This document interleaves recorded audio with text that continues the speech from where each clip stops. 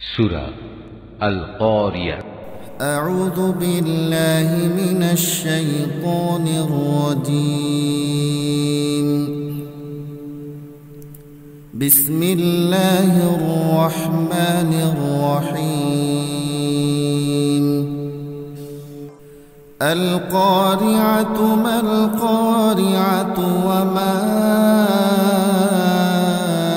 আদরাকা মাল কারিআহ।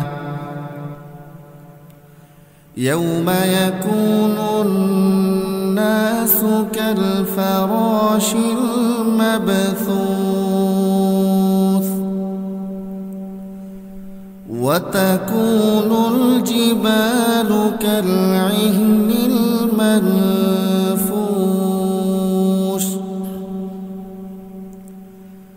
فأما من ثقلت موازينه فهو في عيشة راضية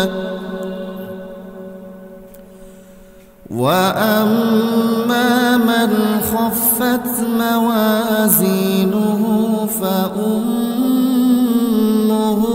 هاوية وما أدراك ما هي نار حامية।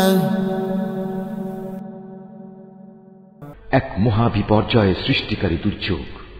কি সে মহাদুর্যোগ? তুমি জানো সে মহাদুর্যোগটা কি? এ হচ্ছে এমন একদিন যেদিন মানুষগুলো পতঙ্গের মতো ইতস্তত বিক্ষিপ্ত হয়ে পড়বে, পাহাড়গুলো রং বেরঙের ধুনা তুলার মতো হবে। অতঃপর যার ওজনের পাল্লা ভারী হবে সে অনন্তকাল ধরে সুখের জীবন লাভ করবে, আর যার ওজনের পাল্লা হালকা হবে হাবিয়া দোজখী হবে তার আশ্রয় দায়িনী মা। তুমি কি জানো সে ভয়াল আযাবের গর্তটি কি? তা হচ্ছে প্রজ্বলিত আগুনের এক বিশাল কুণ্ডলী। Mahfuz, art of nature.